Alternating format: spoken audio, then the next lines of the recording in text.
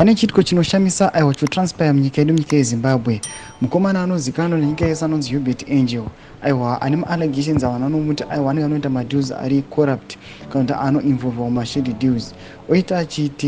Oita chiito chavhundutsa vanhu apo paanowanikwa aiwa achikanda mari, achimwaira vanhu mari pamberi pevanhu vose mumastreets. Sanapinda mashoko anobuda nyongwa panapa, aiwa munhu anobva subscribe like turn the bell icon. Timbina panapa mudemira masvingo anoposta mavideos amuri kuona ayo vanhu vakamuunganira vachimutevera vachida kukolekta mari.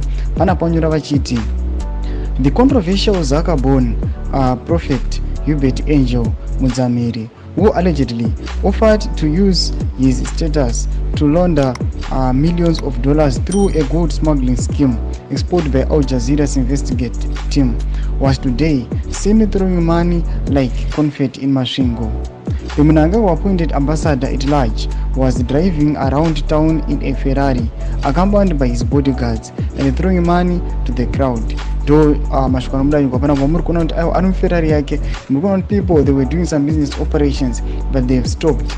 Vakutanga kumutevera aya vachimuunganira vachida kutora mari iyo yaikanda. Chitiko chinoitika nyika yeZimbabwe chavhundutsa vanhu charati aiwa ndimbomunzira avagari munyika yeZimbabwe vambouya vambotora kuti vanoti kudii pamusoro pechitiko ichi. Zvanoona kuti aiwa vakomana vanonzi maprofeti aiwa munyika yeZimbabwe zvichiri zveuprofeti here izvizvi, tichiona kuti aiwa vanhu vanenge vachiunganidza vanhu vachikokurudza vanhu kuti vanhu vayachinamata vanoonekwa vachiinvolva mumadeals, tozoona vachiva vachikanda mari zvakadai so. Ameno chipondese mafungiro enyu muri kudii pamusoro pechitiko ichi. Aiwa pina comment section medu, so subscribe like, turn on the bell icon.